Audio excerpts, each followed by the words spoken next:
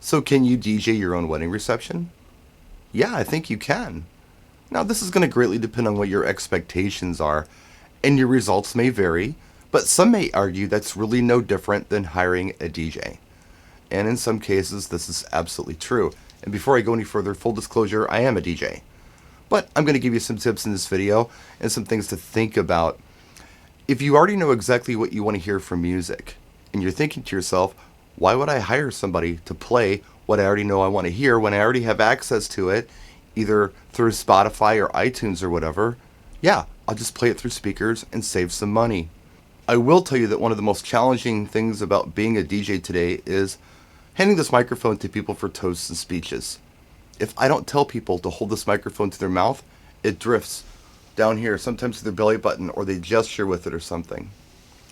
Now, when I do tell people to hold it to their mouth, they dismiss me like I'm being condescending or something. Well, of course I have to hold it to my mouth. But if I don't tell them, sure enough, it goes somewhere else. So, just a tip for you. When you hand this microphone to somebody, make sure they're holding it to their mouth, otherwise no one's going to hear them. Now, with all of that being said, here's the reality. You can usually hire a DJ for less money than it costs you to rent the equipment to do the event. Speakers, lighting, whatever. Think about the logistics of doing this yourself. You have to go to the rental house or the store or wherever, pick the stuff up, probably on like a Friday. Someone's going to have to set it up, operate it somewhat, break it down, and return it so you don't get late fees on the rental. If you hire a DJ, you can usually have them just bring their stuff, set it up, operate it, break it down, and bring it back to wherever they keep it for less money. Yeah, that's true.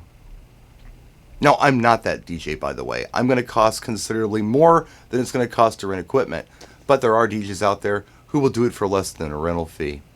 Now, if you're that future bride or groom who knows exactly what they want to hear, and you're not 100% confident that the DJ is going to play exactly what you want to hear, here's a tip.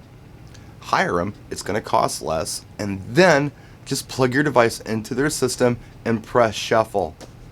All they have to do is adjust the volume, maybe work some lights, and be a microphone tech.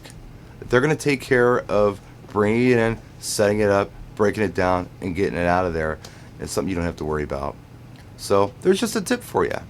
That's it. I hope this video helped somebody, gave you something to think about. If you have any questions, let me know in the comment section. As we say here in all the DJ videos at the end, practice and enjoy.